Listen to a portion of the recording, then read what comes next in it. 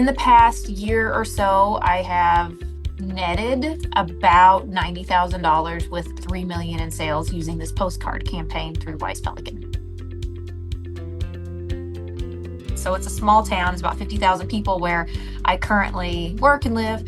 So in combination with other marketing strategy, it's just reinforcement, brand reinforcement, name recognition is what I was more interested in, as opposed to those individual leads.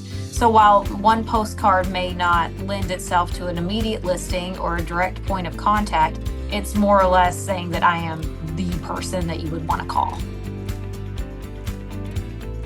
Yes, those do go well.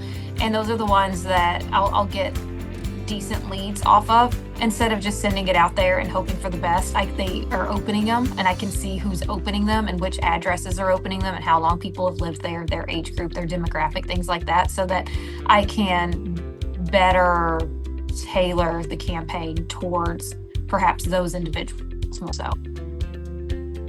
Just the building of the postcards and the list, which is nice because I'm able to actually create it based on financing type, which is really nice.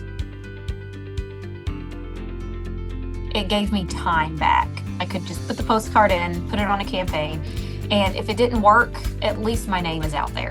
It's mostly just the benefit of not having to babysit a lead generation campaign that I prefer the most, of just being able to reach out to my representative, tell them what they want, have questions, so that when I do an ad campaign online, I can send it out. And if I have a question, I can reach out to the representative. But it's nice to have something that is not super labor intensive, and it can be kind of silly. Like the last campaign that I sent out was a coloring sheet.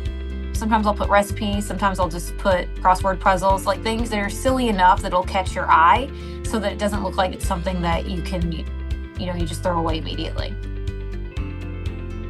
Yes, I would recommend it, and I have recommended it. I would ask them if they valued their time, because I would spend money to not have to chase leads.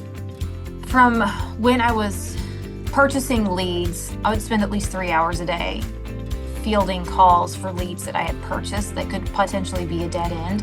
But now I'm receiving calls, not from qualified leads, but from leads who sought me out with my advertising. It saved me several hours a week. And that's time that I can spend with my family, time that I get to focus on my clients, which is ultimately what I'm supposed to be doing.